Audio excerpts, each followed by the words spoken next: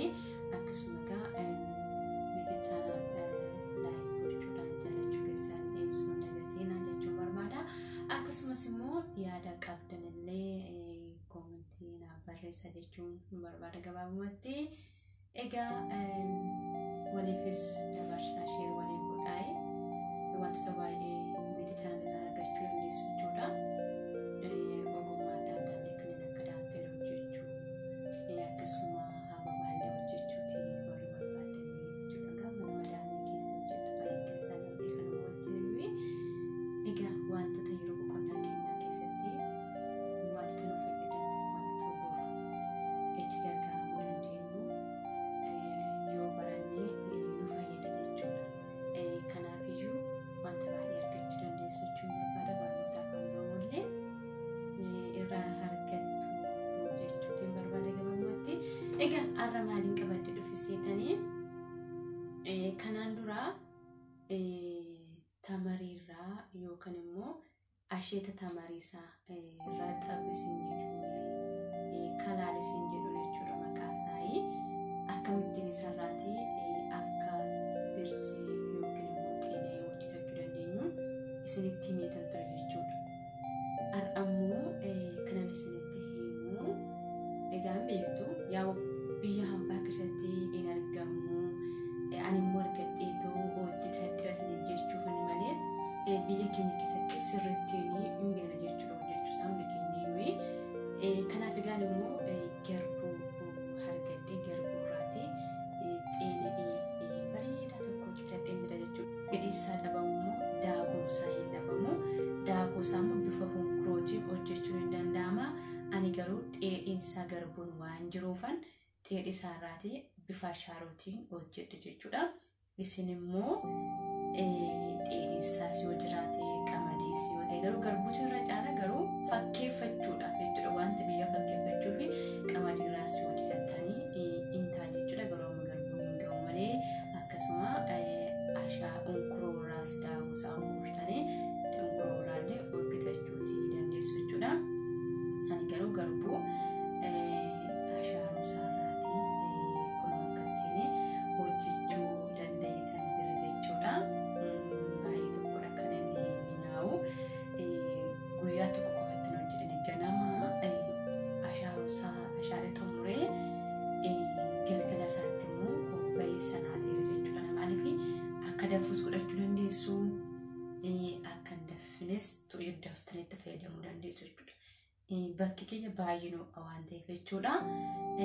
Kanaaf isinis immoo akkasii danda'amutti akkasii ta'uttiin hojjetachuu dandeessu jechuun barbaada. Kallattumaan gara viidiyichaatti waliin haa darbinu. Garbichi kunuunfaa kana fakkaatatti affagamaadha. Kan akka ashaaroo qabna jechuudha. Ashaarranne boodagaa wantoota gochuu qabnu akka tartiibaan hojjechaa deemna. Akkasuma kanaan dura kananii tamarii yookaan immoo raxxabbuu kan jedhamu irraati asheeta tamarii irraati hojjedhee ani isheen isaa waan jiruuf yeroon kun egaa waqtii isaatii xiqqoo amma darbaa jira jechuudha. Bilchaatee waqtii isaa akka naannoo keenyaatti akkasuma kan goggogaansaa kan isaa yeroo Ramadaanaa ittiin tsoomee kan inni taattanii gaaffii kan gaafattan jirtu jechuudha. Kanaaf innis inuma ta'aa jedhee dubbaddirallee viidiyicha keessatti viidiyichas immoo description box jalatti in argattu jala isiniif hin kaa'e saraas ilaaluu dandeessu jechuudha. Tamariirraa hojjechuu warra barbaadan tamariirraa garbuurraa hojjechuu barbaadan immoo akkanatti hojjechuuti dandeessu jechuudha. Egaa ashaaricha finnee ashaarri kunoo hanga kanarraan ga'een jira jechuudha. Kanaaf egaa kana fakkaata isin jechuun barbaada.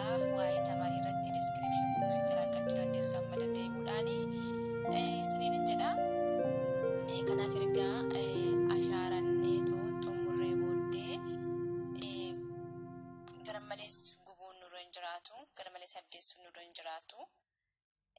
Haala kanaan jechuudha kan ani ashaaree akkasuma distii sibiilaa kan shunkurtii irraa fagaate jechuudha. Kan shunkurtiin itti fayyadamne shunkurtii yeroo dhawatee ittoo waan akkasii kan ittiin hojjetamne isatti bishaan keessan dafifattaniitu haala kanaan kunoo ashaaroo keessa fidaniitti naqxu akka inni shirriitti danfiitu uumachisa irraa badutti jechuudha kan nuti eeguu qabnu. Egaa kunoo dafee uumachisaa balleeffatee hanga kanarra ga'ee jira jechuudha. Akkasuma wantoota biraatti dabalachuu dandeessu. Qarafaallee itti godhachuu dandeessu. Ani garuu qarafaa ittiin goone egaa bifti isaa kunoo baay'ee bareedaa ta'eera jechuudha. Buna fakkaachuu barbaadayyuu foon isaallee baay'ee tokko kan inni namatti urgaa'u egaa hojjetamu keessatti baay'ee tokkodha kan inni bareedus kan inni mi'aawus kan inni urgaa'us hundumsaayyuu baay'ee bareeda jechuudha. Egaa kunoo akka kanatti bifti isaa kana fakkaata jechuudha.